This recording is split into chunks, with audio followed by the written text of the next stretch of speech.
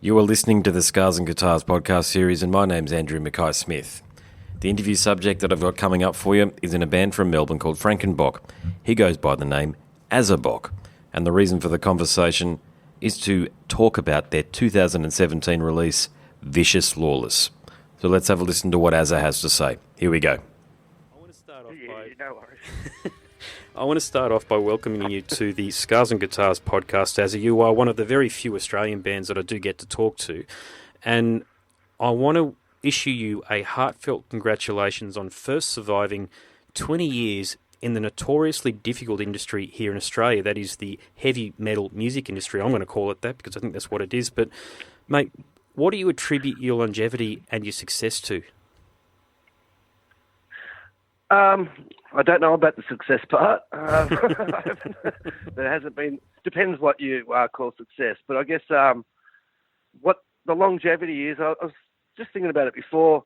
It's actually one of the hardest, most illogical things to continue doing. But it's also one of the easiest things to continue doing because it's just not something you really choose to do. It's something that you do, and it's something that you just love doing. So it's even as bad as some of the situations you are where, like, you know, you stand to, you know, really not get a whole lot of comeback for all your efforts. The thought of actually just sort of giving up sort of seems out of the question because it's just what you do and it's just what you love. And there's much effort that goes into it, and that small window of enjoyment somehow, ridiculously, it makes it all worth it. So I think it's just being built that way and obsessed with constantly needing to work towards something, needing to want to play, and just my old man was an entertainer as well. Cool. And he said, you know, if you're not enjoying it, you know, you're not having any success, you know. And I think I'm still at a point where I'm really enjoying it. Yes, you've said it very eloquently there, and I'll just further add to that success in Australia often means just being able to play in front of an appreciative audience and not necessarily to make money even from the shows. It's a constant challenge for bands over here. And I always look for examples of Australian metal circa 2007 to offer international guests on the podcast, and indeed any listeners, because the vast majority of my listeners do come from overseas, specifically the great US of A. And I wouldn't hesitate to offer your music as a case in point. Now, if I was going to give international listeners a reference point for what Frankenbok sound like prior to them actually hearing it, I would say Wolverine Blues era Entombed. Does that sound about right? That's a wonderful comment. There's so much good Entombed, and you know, when you like love a band, but you like only know that one album because you love it, and everyone's like, you got to hear this one. It's like, there was one for me, and that was the album for me, Wolverine Blues. So that's a wonderful comment. Cool. Yeah, straight down the line. Excellent. With that there's that definitely that influence, and that the way those guys recorded that stuff and the way it sounds, you got that feeling of I can hear five blokes in a room trying to get over the finish line and make this happen as the best they can and brutal as they can or whatever, as opposed to having a computer making sure that it is going to be perfect. I wanted to leave in imperfections and, you know, hear the desperation of trying to make it to the end of the riff. So you're kind of riding that roller coaster along with the guitarist rather than getting a little bit kind of complacent and bored because you just know it's going to be 100% mechanically perfect, you know. Yes. This has got warts and all, mistakes, you know, human shit going on. Good on you, yeah. So it's just yourself and Tim Adecki on bass. I hope I pronounced your surname correctly there. Sorry, Tim, if I haven't. That have survived since the band's early days. And for the benefit of the listener, again, you've got Daniel White from Scar the Surface on vocals, Tom Rossell, I should say, from House of Thumbs on drums, Ricky Barber from Isolar on guitars. They're the recent members of the band members that have just joined. Now, I can't say I'm too familiar with any of those bands to understand what that they may have bought from the bands from which they have come. But it sounds like they really understand what yourself and Tim were trying to achieve. Does that sound about right? This is where I've been incredibly I've had so much luck as far as, you know, you spend so much time in the band thinking like luck's against me, but the guys that joined the band are all guys that one of their favourite bands was Frankenbok. some like Isola, Tommy and Ricky were in together, and Tommy was telling me we pretty much decided we were going to be a band because we used to come and watch Frankenbok. And I'm sitting here like talking about flights and plans and all that because I'm in Frankenbok. And he said, it's just crazy. That's where I've been so lucky is, if we're talking about old songs and that, if you had some dude who just joined your band because you guys were established or whatever and like this might be worth my while, it's one thing. But I can say, what about Pie Cost, song off the first album? Okay. Yeah, I know it. I don't know how to play it yet, but like these are all songs that these guys grew up with. So as far as what Frankenbok is supposed to do and wants to do and all that, I've always been a fan and always watched, so they kind of already know, which has been why I've managed to change pretty much more than half of the band, but it totally still sounds like Frankenbok because you've still got me and Tim who are always the songwriters, so it's got that same flavour after all these albums. But you've got these new guys that already completely understood the animal, jumping straight onto it, but also bringing their own flavour, which is great. I'm loving. It's weird to talking about this album. This album's been like I don't know, almost 5 years in the making, getting it done. Getting over like massive world events with changing members and just lifestyle shit going on. But I'm so happy that it's out. But I'm already like ahead thinking I'm so excited about writing the next album. That'll happen, I'm sure, a lot quicker and a lot easier with what these new guys have got to bring to the table. As far as still in the Frankenbok flavour, but these guys are not just hired guns who can play your shit. They've got a lot of talent and a lot of creativity about them. So I'm really excited about doing the next one already. No, that's good stuff, mate. And look, I've had a good look and listened to the video that accompanies Stalker, and to be frank, it's rather confronting. And the He-Man monologue at the end is very appropriate for 2017 because, listen, if you don't mind me mentioning, we have lost a lot of icons of late, two of which would be Chris Cornell and Scott Weiland, both to different drugs, but almost for the same reason. Is the video a summary of an event with a rather obsessed and troubled fan, or is it a message that the band is trying to send to viewers and listeners? It's absolutely both of those things, and the experience was me. I actually had that Stalker fan. That was a total. It's amazing. I told the video guy what I want, what my idea was, and it's pretty much all captured in there perfectly as far as the important points of what did happen to me. But yeah, that was a personal experience where I woke up one morning and I had about 5 million private messages of screenshots because this particular person had been up all night basically stalking and carrying on with my whole life. And the message was, you can go ahead and delete your family and your friends or anyone you care about because I'm coming for you. You're going to know what pain is. And I'm like, what? And I go to her Facebook and there's nothing but pictures of me and her and all of my family, my mother and my father and my brother and my sisters and kids' schools and stuff, all made public on her. So it was like, a full experience. It didn't end up.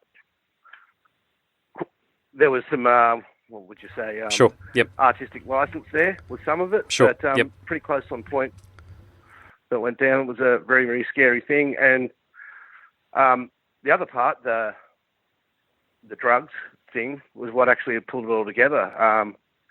I sat down trying to write the whole plot for the video, you just naturally want to leave the real nasty out of it, so the whole drug thing. And this person that was stalking me became quite clear when the real nasty shit would happen. It would be whilst she was high, and then calm down and the whole ice epidemic. Being a muso and being around dudes that like to party hardy, we've all seen a whole lot of like troubles with ice, and everyone's had a friend or knows a person, and seeing the shit that goes on in the streets. And the kind of way that the government goes, you shouldn't take this filthy drug called ice. And a lot of people that take drugs look at that shit and go, whatever, the government's telling me what to do again. So I thought it was really important to actually put out for a bunch of dudes that also like to party, that there is drugs and people smoke and people do this and that, they party and they have a good time. But collectively, we reckon this shit is pretty fucked, and we want our message to sort of go out going, don't be doing this shit, because it never ends well. And I think somebody of our background should be saying something like that about that sort of thing. Anyway, we just thought it was necessary to say something about that, because it's changing our world, here in Melbourne, everything that's going on. Like, you see every really horrible, terrible crime is a lot of time tied to something to do with, and the person was ice affected. And it's like, it's not how you take drugs. You take drugs and have an amazing experience and love each other or some shit. You don't go mowing down people because you're hearing fucking voices. Yes. Well, I think I'm 39, and I would venture to suggest you're probably about the same vintage of myself. I would venture to suggest even further, mate, that we grew up in what I'd probably term as gentler times. When I say kids these days, people in their 20s these days, they're just exposed to a whole bunch of shit that we didn't have to deal with when we were growing up in the 90s and early 2000s. I mean, I don't ever remember ice being an issue up until around... Now, I could have been living under a rock potentially, but look, up here in Brisbane, I don't remember ice ever being an issue until around about 2005 or 2006 when it started to take a hold. But these days, mate, whether it's just a case of it makes good media fodder, or, mate, you know what, I'm saying that and I'm not feeling that. I think that you're actually hitting on a really important point there, and I think that you've done something that resembles a community service through the video, because I didn't expect it, to be honest. I just thought it would be, to be frank, another band video with the band rocking out and having a bit of a party, but you've actually got a very meaningful message there. You're to be commended for and it. That was a massive... That was definitely intentional as well. I've been watching a lot of rock videos with, dudes looking pretty tough and pretty slick and pretty cool with like some fire and this and that happening. And I've seen a lot of that stuff, I've seen a lot of that. I come from, playing metal, but also a punk rock background. And it's just all big and impressive and expensive and all that. But punk rock and metal and all that, it's supposed to be dangerous. And it's supposed to be something that you see and go, whoa, I don't know about that. And you just see all this.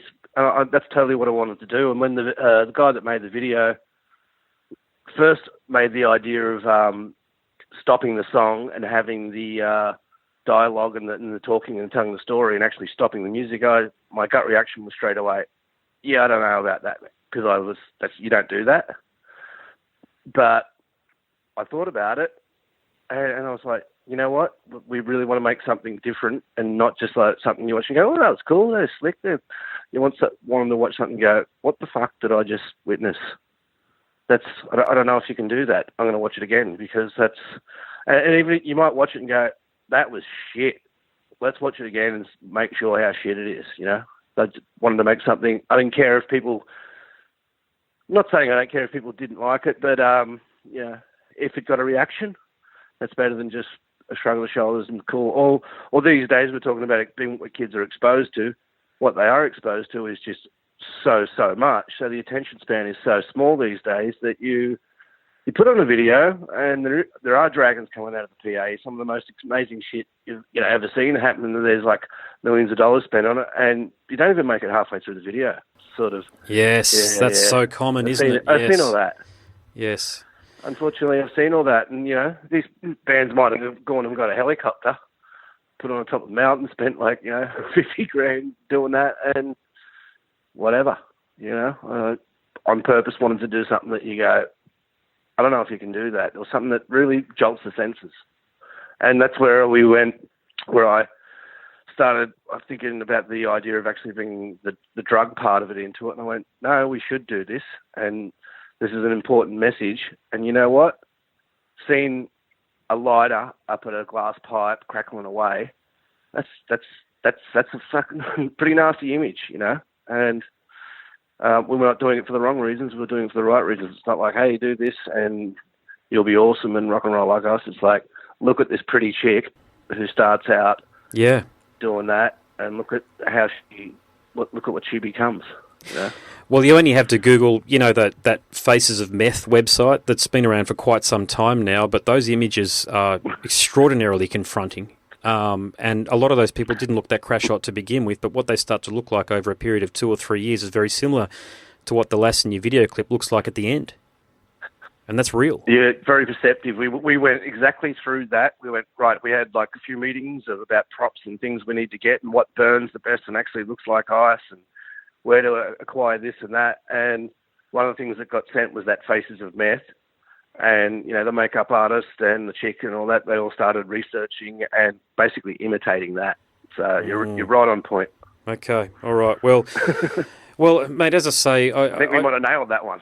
I think you have, and I think you're sending a very strong message to people that watch and do listen to the band. Yeah, you are about having a good time, there's no doubt about that, but you're not about bloody ruining your life either. And I think people... No, or more importantly, not more importantly, but other people's. If you want to ruin your life, well, off you go to the forest and run amok, but, that shit, it's everyone else around you as well. That's the part where I go, mate, if you want to be a dickhead, you be a dickhead, but you're destroying other people because of your actions. And that's where I think that's something needed to be said about that stuff. Yep. Good point, mate. And look, I'm going to change track a little bit, and I'm going to offer a small apology here, if you don't mind, because the first and only time I've actually seen you guys was way back in 2000 when you supported Skin Lab of all bands. Okay. And I believe that was that was around the same time that you released the cover of the song Don't Call Me Baby by Madison Avenue. So I'll ask you this question. How did that cover of that song help the band? A massive amount. It got us onto, we kind of had the idea of hey, just what if we did a cover of this song, which was also being recorded next door to where we were, so we heard it every day. What if we did a cover of this and put double kickers and death vocals on that someone like Triple J just might grab it as a novelty and play that. Good point. Play that mid-day or something like that with all the other sort of grunge and stuff that they were playing. We might just sneak in through the back door and get a bit of death going on. Mm-hmm. And we had time, we did it, and it was just fun. And exactly what happened, we were with Roadrunner at the time, and they pushed it because they could sort of see the whole novelty thing, and it's really very easy to sell that thing. And Triple J went for it, and I still get people coming up to me, like last weekend, just going, you know what, you're that Don't Call Me Baby band, and I didn't even really like that music, but I thought that was really awesome, and then I saw what album it was on, so I went and bought the whole album, and I liked all your music, and ever since then, I've got all your stuff, and now I'm actually into metal. So people go, are you embarrassed or not happy about that, doing that song? It's I love it. And I still think it's great funny. idea. And what people will not seem to hear, especially when you get some totally brutal metal fans that they go, yeah, you say you just did that song because you hate it and it's shit, right? And I go, I like the song. And they go, yeah, because it's shit and you don't like it. And I go, nah, man, I think it's good and I enjoy it. And they go, yeah. They won't hear it that I like because I can only like brutal stuff. Apparently, yes, yeah, that's a bit of that's an attitude we've had in Australia for far too long. I haven't come across anybody recently that's had it, but I certainly know as a young fella coming through, being in bands and the like, it was almost if you listened to other things outside of metal, or you weren't part of the creed, or part of the tribe or something like that. But I think you guys broke it wide open there, and it in a way it did for you guys what Easy did for Faith No More. To the mainstream, yeah, or to the especially in Australia, to the greater amount of people, for sure, because you're talking about we're talking about King Parrot before. Sorry, I was talking to Chris about King Parrot, and just sort of saying how that the mainstream sort of pick up on them because they're token heavy band. The masses that wouldn't necessarily hear or know about that sort of stuff. That was the same sort of stuff with us. There's still a whole bunch of metal fans out there, but we would have been just the same as all the other metal bands playing good metal, but we got noticed because we had something that drew attention to ourselves by, a bit of comedy, a bit of a novelty sort of going on. Yeah, it sounded great. There was still that attitude, and that's Yeah, that's it. It has the punk attitude. rock side Yeah. of things. I remember back then they were going, it was still very, you have to be metal, you have to be like fully dark and all that. And I went, again, I'm bored of metal being, you have to be this. It's like a uniform. There's like a bunch of rules you got to fit into. It's like, I want to do the opposite to what you have to do. And I think I think we played "Don't Call Me Baby" on the Slayer support to a Slayer crowd. That's like being a bunch of like stuntmen. Oh, were you on that? Slayer fans. Were you on that Machine Head Slayer bill back in the day? Were you? We were. We did the whole lot. I've seen you twice. I thought that's where the second time I'd seen you. There you go. Yes. Yeah. How did you find touring with a band like Slayer? Did you actually get to meet the guys, or is it one of those cases where you just sort of go on beforehand and just sort of go and get a beer afterwards and watch the band from the crowd? No, the opposite. They were absolutely amazing. Excuse me. As far as to hang out with, there was those nights where it's sort of like this is kind of like a big deal, and you can't be in this room when the band's coming through and all that sort of thing. But then there was other nights where they were like loose as and hanging out, and we're about to play, and I go up to the other guitarist and go, "Scotty, come, time to get on stage." And he goes, "Hold on, man. I'm just like chatting with Tom here." Tom Array is there, standing there, talking to Scotty, saying, "Hey, would you mind if I was up in that balcony there and I filmed your set for the night?" So we're just like, how nice. You're talking to like the godfather of, metal there. Yeah, for sure. And asking permission to film your band in a, very polite manner and all that sort of thing, So they were amazing. They were really cool. It's strange, and not to have a whinge, but why not? You play with bands nowhere near the caliber of that, and you get exactly the other part that you talked about before. Like, you might have had one song or this or a sort of bit of a success or whatever. You're not Slayer, but you're they're getting around like, you can't be in here, and this is the big deal, and you know what I mean. I do. That exact treatment as far as. Yeah, it's a very unfortunate. Wanting to be massive and being massive are two different things. Yeah, it's almost like they do that visualization thing, but they take it further and they try to enact it by acting like a big band when they're not that. They're in they're playing. I'm just picking a venue here, the Step In Brisbane or somewhere like that, and there's a 4 or 5 band bill or something like that, and because they're headlining that, they think that they're important. And I'm not singling anybody out there specifically, but I've certainly felt that in some of the bands that I've played with some of the artists and musicians that we've supported, and I never understood it, and it always felt like the bigger the band that you supported or played with. So say, for example, I did some recording back in the day with Richie from Super Heist, and he couldn't have been a nicer bloke to me in particular, and was very complimentary about my playing and everything. But I'd done some work with some other people that were nowhere near of, I'm sure Richie won't mind me saying this, the profile that he enjoys. It was very hard. It was hard work, mate. That's the only way I can describe it. It just seems like as though they've got a lot more to prove, so they treat you like shit. Yeah. I think with like music and art, the people expect a certain person to be a certain kind of way. And it may as well be the same as we're a bunch of mechanics. You get some good ones and you get some that are like dickheads, It's just, like you like a particular band because you like them, you expect them all to be good blokes, but guitarist might be a great guitarist, but he might be a bit of a dickhead at life, Yeah, oh, Jesus. It happens. Or he might be having a shit time in his life and he's being a dickhead for a few years even. Yes. I've met people that have been like, what a cock smoker, and then met him 5 years later and went, fuck, you really worked it all out, haven't you? You're cool now. Yes. I know I've had that thing happen where I've been around people and I just thought, oh my God, I don't think I'm going to survive being around this person before I start to murder them. And don't get me wrong, I'm not a difficult guy to get along with or anything like that. But to be honest, had falling outs or, disagreements or arguments or what have you with an individual, and then months later get a text message for them saying how much they respect you and they enjoyed your company, and you're thinking, what the? Huh? Basically you get the I miss you text message. I call it the I miss you text message.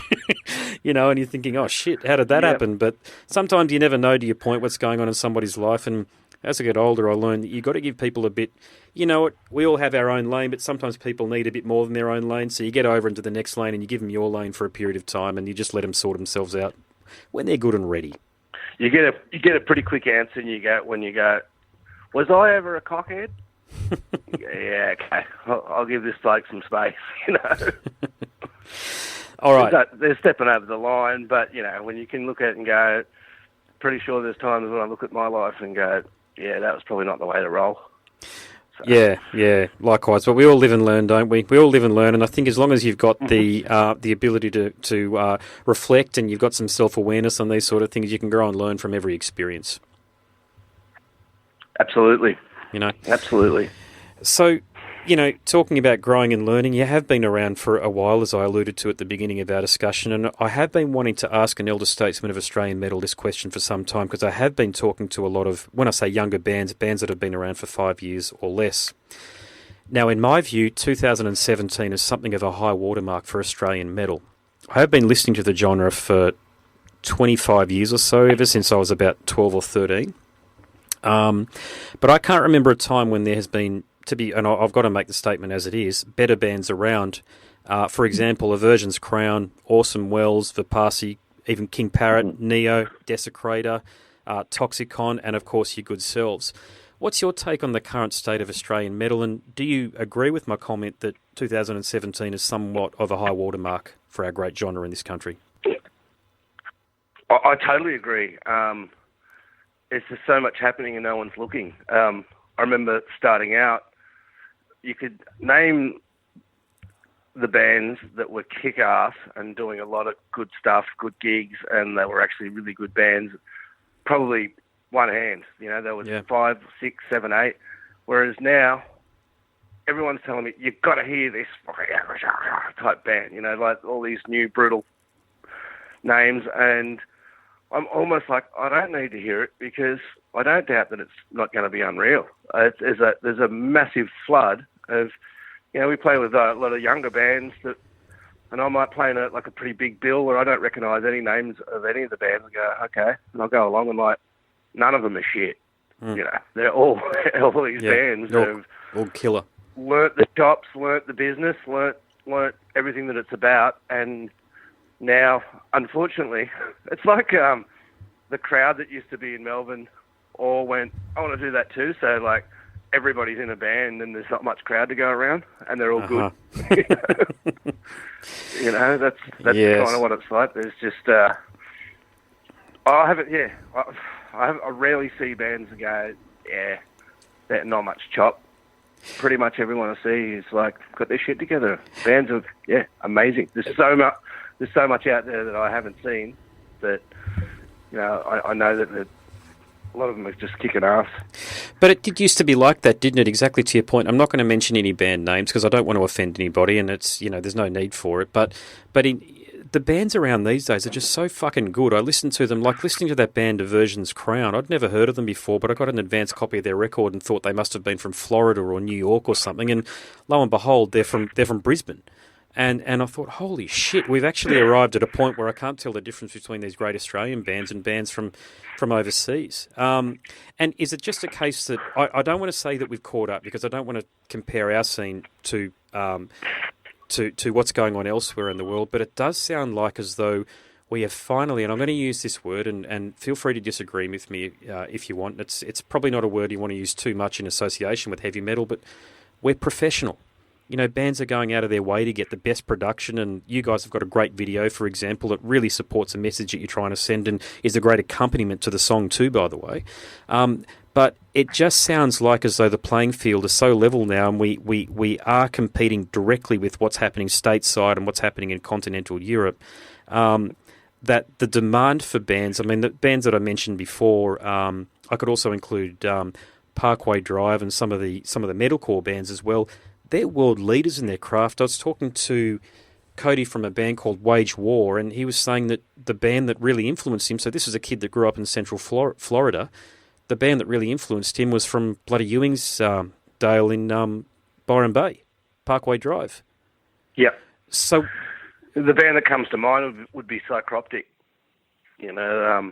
For years and years, everybody who was something to worry about was from Florida. That's where death metal was, and that's where you got all the badasses, until the sort of black metal thing came about. But that's sort of all this nasty shit originated in Florida, and then a whole bunch of us bands, loved it started to learn it, started to play like it and whatever. And now Psychroptic had their heads so firmly entrenched in that, learning that stuff and playing like that, that by the time they actually sort of got up and get going, they were like as good or better than everything they've been listening to and learning. And now, like, you know, you still see those guys pulling decent, but, you know, not amazing crowds in Australia. But you know that as far as worldwide, they've got as much as respect as a band like Morbid Angel or something like that. And, you know, it's just because the quality of the quality of the playing, the quality of the presentation. You know, these guys that used to be just guys that like to smoke weed and listen to fast drums all went, if we are going to achieve anything in this flooded scene of so much stuff going on, and with the internet and so much exposure, we either have to, you know, you have to have a crazy video, or you have to, almost like sport, be as fast or be as good as the guys that are world leaders. And I think Psychroptic went, check out what you can do from Tasmania.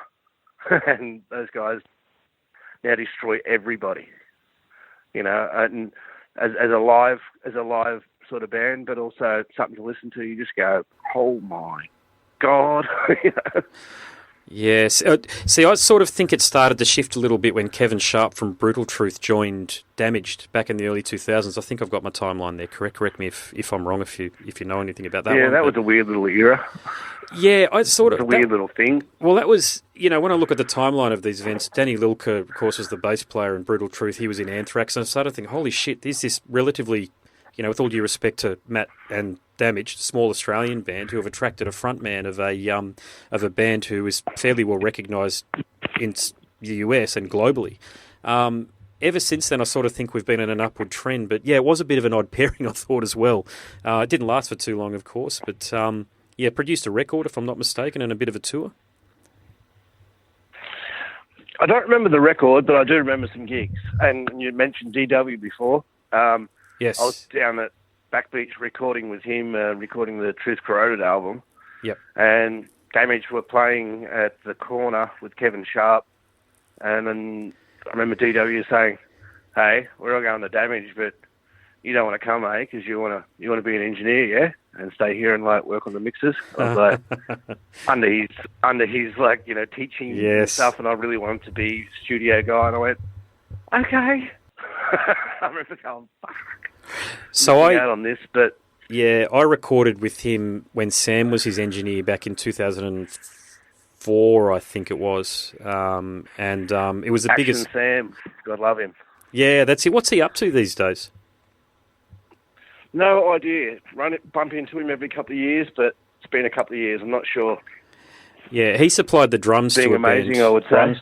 Yeah, he's a bloody good drummer, actually. He supplied the drums to a band that I was in at the time. Of course, it was just a band that we're trying to get up and going. But, of course, Richie is the preeminent metal engineer and producer of well, probably ever in Australia, really.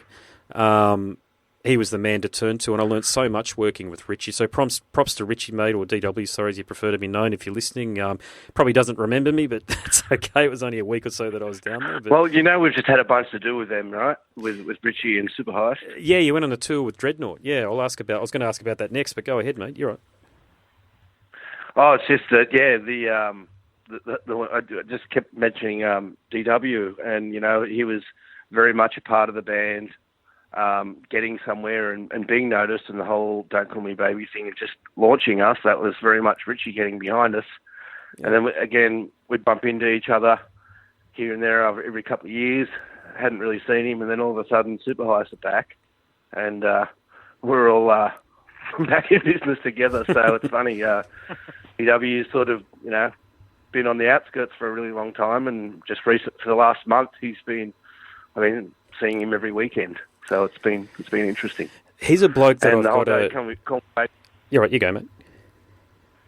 Oh, the whole Don't Call Me Baby thing ended up like, you know what, this is a nostalgia tour, you've got to do that again. And it ended up being like his wife being the chick singer, singing the Don't Call Me Baby parts. And yeah, it was classic. It's just strange how it all came about. And Dreadnought, like the the crossing over, because members of Dreadnought have been in Super Heist before as well, so it was just a bit of a nostalgia. So it was awesome. Yes, nice. And I was just going to say before, sorry, mate, that I'd love to get DW on the podcast, actually, and just hit him up and just say what's good, what's going on, just to get him to wax lyrical and share with people, because I think he is somebody that can share a hell of a lot with our international listeners about what's going on in Australian metal, particularly since he's been so active over the past 20 years or so. I think he's had I could be wrong here, but just about any band that rose through the ranks from about 1998 till about 2008 that came from Melbourne or Brisbane, I think he had a lot to do with. He did. Yeah, definitely. And not just metal, when hardcore was sort of coming in around the same time, and when the whole genre split started to, it's heavy, but it's this kind of heavy, and all that started to happen, you get hardcore bands going down there going, we want to record with Richie because he's heard whatever metal album, and they're like, I don't want to sound like a metal band, man. And you go, oh, okay. And so he'd have these hardcore bands, and he'd do pretty much, he's Richie, total brutal drums, total brutal guitars, and they go, fucking sick, and it sounds nothing like metal, And he just do his signature kind of mix, man, and yeah, it worked.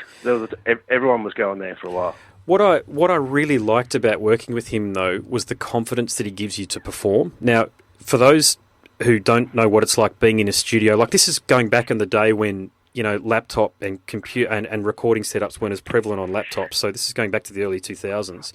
You literally had to go to a studio if you wanted anything decent. And they can be bloody intimidating places if you're not used to them. For me, Richie was absolutely not that especially when the money's ticking over. Oh, it is. Right. It is, mate. And if you're around, and you've nailed it, you're around some bandmates that you might not be getting along with all of that well, and you've only got a small window of opportunity, if you like, to put your bit down before they start getting the shits with you.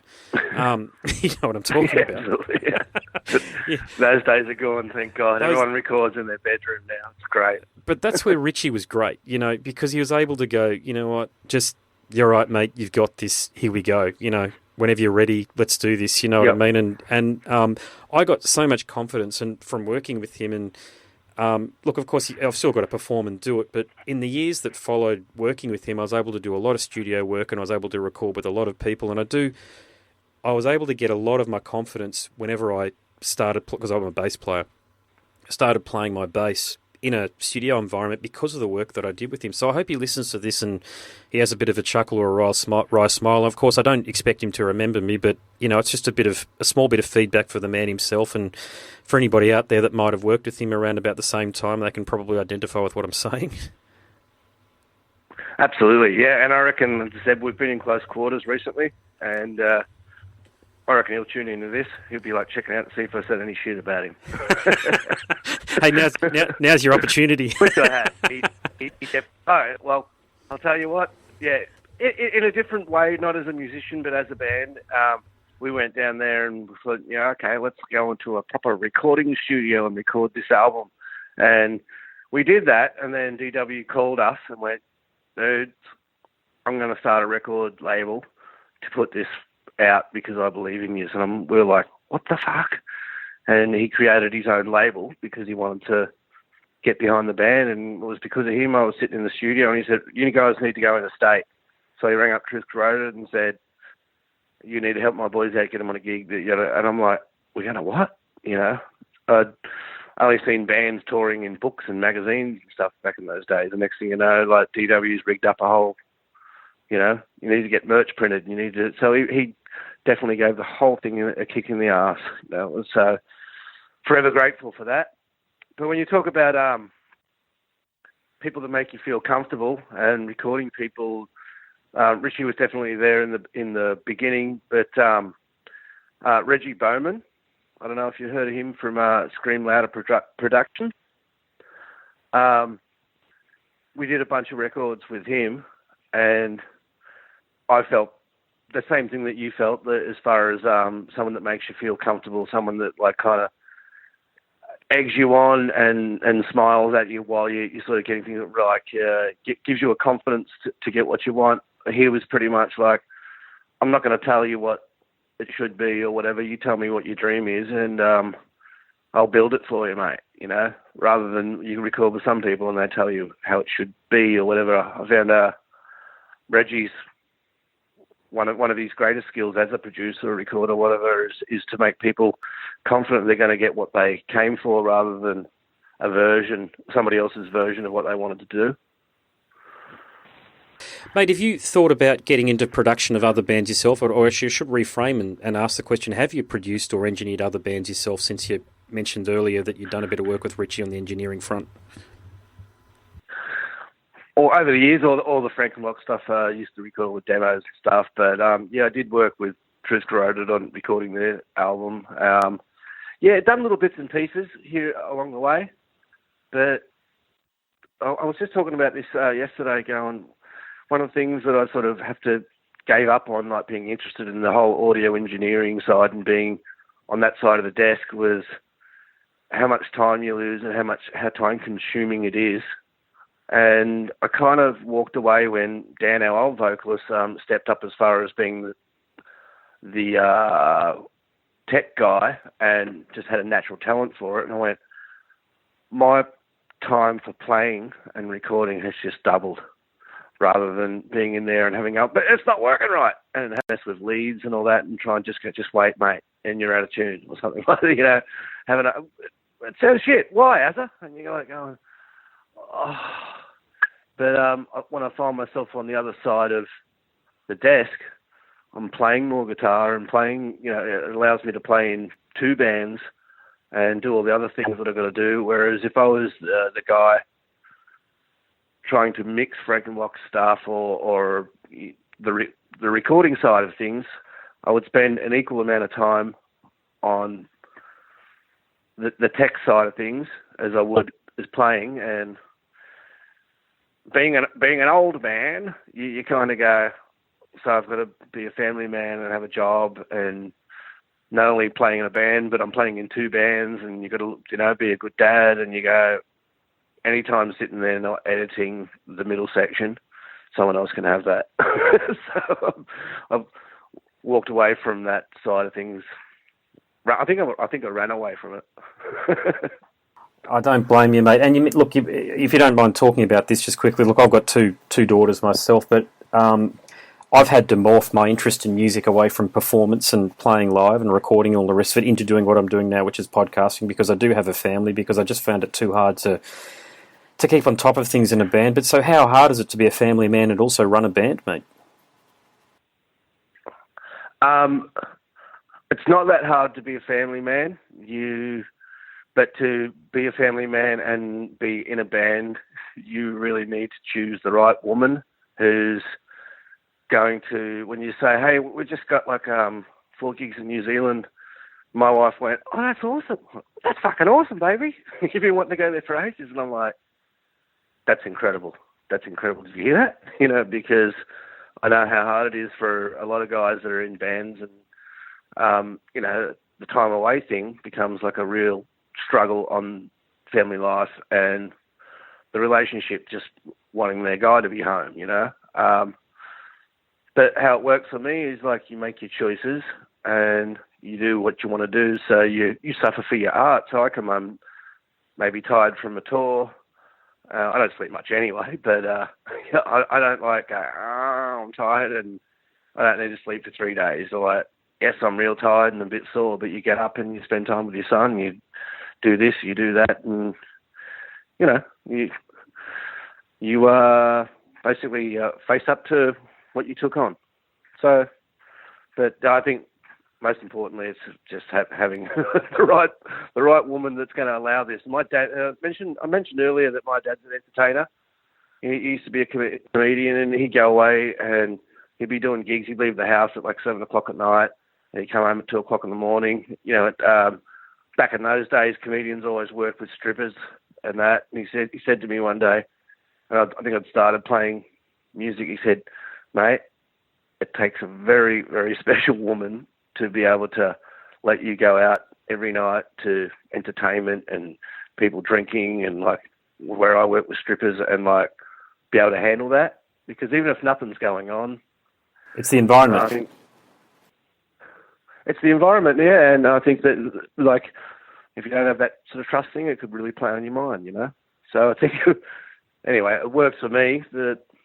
No, I think you've just said something really important there. But I think, look, I say this, you know, to anybody that asks. I don't give this advice out, you know, willy-nilly. It's probably the only time I do it. But as a bloke, you've really got to marry well, especially if you've got what I call a program. So you've got a band and, you know, you've got a whole agenda outside of family life, and, you know, it's outside of just having a job, which of course supports a family life. And look, if you don't marry well, by God, is it hard? I've seen too many people go through, even at my stage in life, mate, divorces and very unhappy relationships because they maybe didn't marry the person that was for them. Put it that way.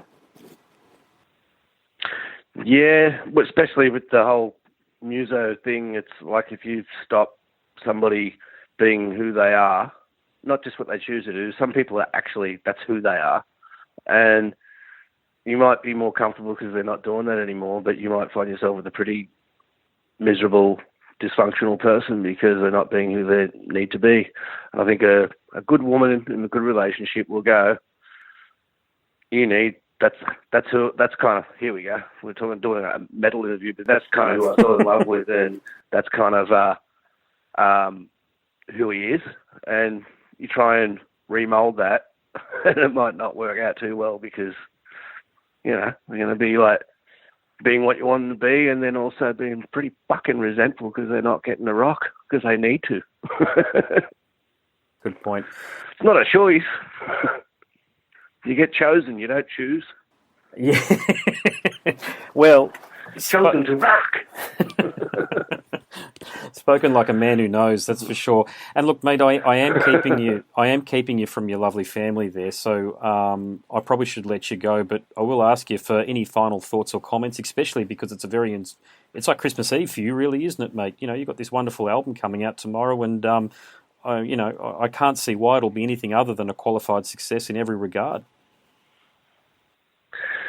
Yeah. If you're sitting on the fence, please, check out the record because it's I can't stand behind it enough because it's the most honest thing we've ever done. It's not being handled by anybody. It sounds like desperation and hard work, and it's the realest record we've ever done, and it'll give you them feelings.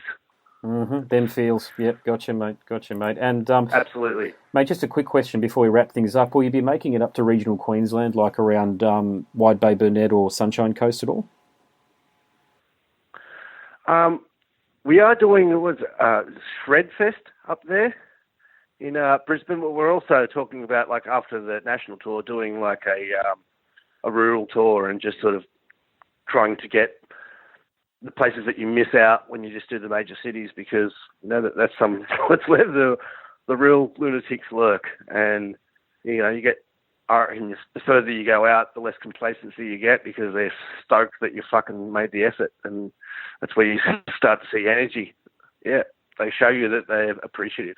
They are. Look, I'm looking at putting on some shows between. I'm on the Sunshine Coast, and between here and Cairns, and mate, the fans just love it. They're hungry, they're rabid, they want it. There's no two ways about it. So I'd love to see you guys on a regional tour sometime soon. But look, all things considered, mate, they are very hard to do because, you know, they do cost a lot to put on too, and a lot of fans might not have the coin to sort of fork out for that ticket and some beers and all the rest of it. And I, you know, fans that travel from, say, I'm Queenslander, of course, from Emerald to Rocky or something like that, mate, that's a, you know, 500-600 kilometre round trip and the like. But I digress, mate. Just food for thought anyway, mate. I'd love to see you guys up here in regional Queensland, and I'm sure you go down very well. I shouldn't say this, but if bands of our calibre, if they can get up there, if someone can get them there and food and water them, you know, like give them a couple of beers and actually like make it so that they haven't had to like tell their missus, hey, I'm going to need $600. I'm going to go away for the weekend. If people can actually get you there, I think most dudes and a lot of bands are pretty happy to like go, I'm going to Cairns for the weekend and it's going to be sick, and just play, you know. It's just keeping your ear to the ground where it's going to be sick and like 14 people turn up, or there is like 100 people that are like keen as, It's just knowing, where it's usually about talking to the other bands that have just been there. I think Super Heist went to Wonthaggi on a weekend, and that's one of the ones we didn't do, and their sound engineer messaged me today going, the only one you didn't do, and it was sick. So, and I thought, Wonthaggi, what goes on up there, And apparently it was, awesome. Ah, sweet, yeah. Well, you might have just planted a seed there. You never know, especially because, I've only got to go on the feedback that I get from the bands that I talk to directly, and I've got to talk to more bands from Melbourne, because all of the bands from Melbourne have just been killer. I think just about every band that I mentioned before is from Melbourne, and the attitude that I get from you guys is just outstanding. You just want to do it. You want to play. You want to put in a show for the punters, and you want to leave it all up there on stage for them, mate. And you don't want to leave anything up there on stage is probably the better way to describe it. So, as I say, mate, you might have just planted a seed there that might grow into something a bit more significant. Awesome. Cool, brother. That's a go. Well, I've had a ball. It's been great talking to you, man. I was all nervous and stuff, and I'm scared and underprepared. I was like, I need a calendar in front of me. What if you asked me that timeline? Well, I can't remember dates. And I was like, I wasn't ready. No, all good, brother. It's been an awesome chat. Yeah, well, I'll definitely go to your Brisbane show when you guys come up here, mate. So, or Sunny Coast show, whichever one comes first, mate, or both potentially if you play both places. But look forward to having a beer with you sometime along the way, mate. Absolutely, we'll do that, and just send us a message before the show, man. Be good to catch up. Can do, brother. I'll post the podcast, and I'll link you in on social media and all the rest of it, and I'll hit Anwar up from Metal Obsession so that we can print a bit of an article that'll appear on the website as well. Awesome. Thanks so much. I've had a blast. It's been great fun. Thanks, brother. No worries. Well, congratulations again, and see you around. You have been listening to the Scars and Guitars podcast series, and my name is Andrew Mackay-Smith. That interview subject was Azza Bok from the Melbourne outfit Frankenbok. Thank you so much for listening.